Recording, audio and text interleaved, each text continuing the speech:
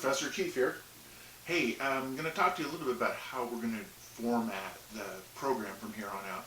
It's going to be broken into individual videos that'll be surrounding subject matter within the chapter. Each one will be probably 10, 15, maybe 20 minutes long.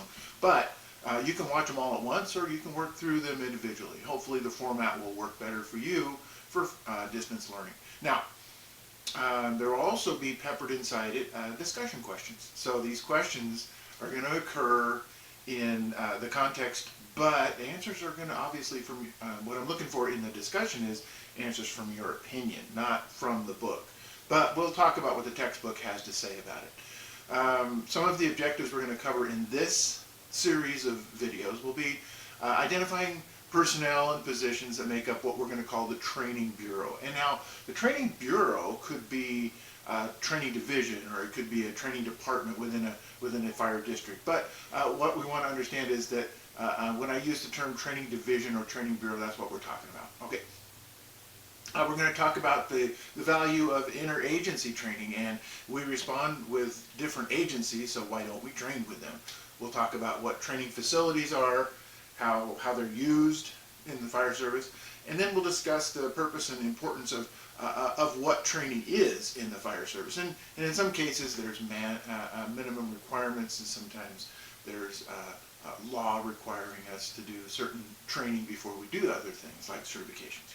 So we'll also talk about the difference between technical and manipulative training. We'll describe how adequate training levels and training is determined. So how do you perform? How do you set your performance standards? What is a performance standard? When we have our fire districts or fire departments that are working and they have separate ideas of how to pull a hose line, that's never smart. So having a standard for the department is there. So how do you develop that? How is that put together? And how are your skills developed?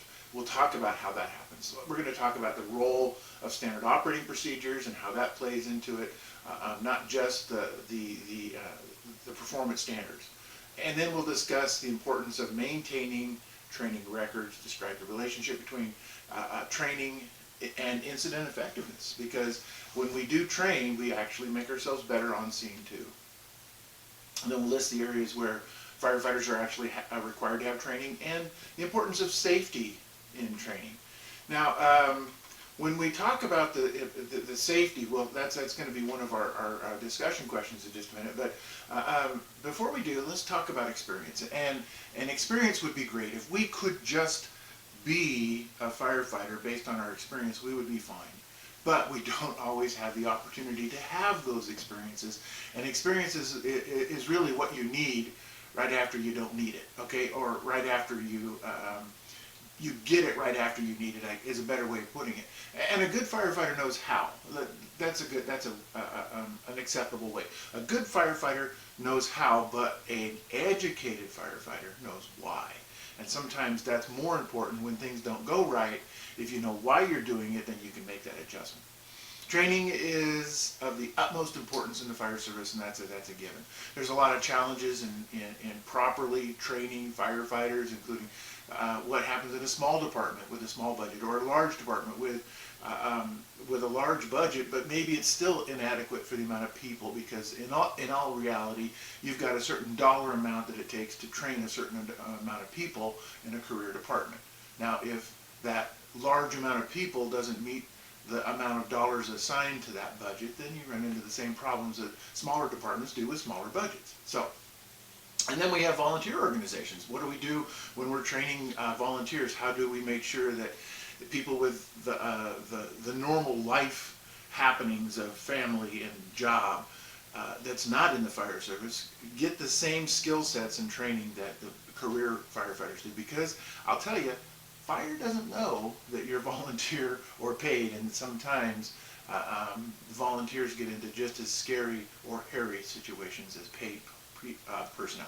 So every year a number of firefighters are injured and killed in structure-related, are you ready for this, training accidents. And the hazards and risks are the same, and it doesn't matter how big your department is.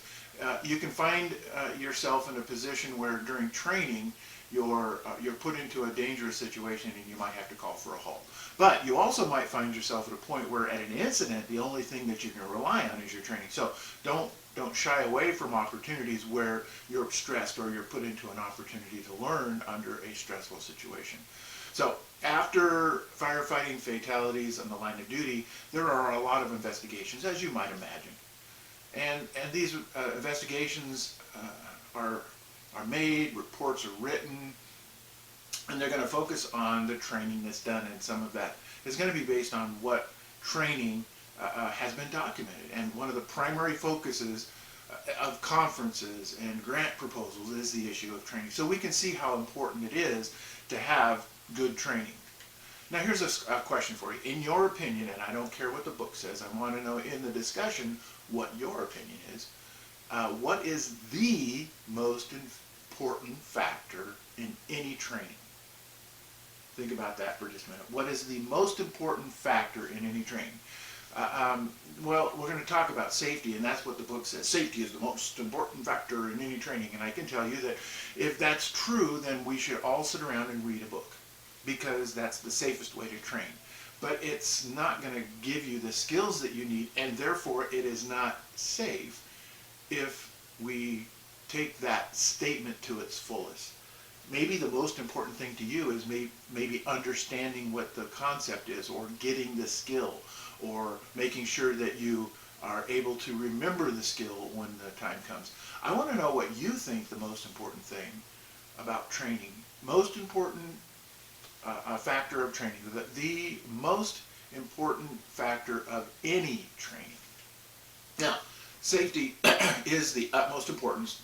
Don't get me wrong.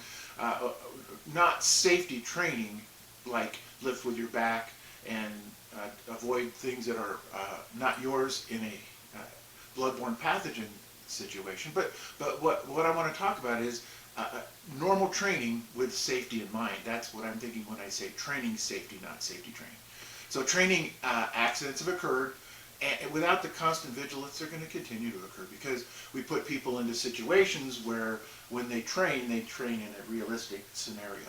And training injuries can be grouped into falls, being struck by something, overexertion because we put people in distress, or burns in a live fire situation, or even carbon monoxide poisoning because of it's a training fire, so therefore I don't have to wear my mask or my SCBA.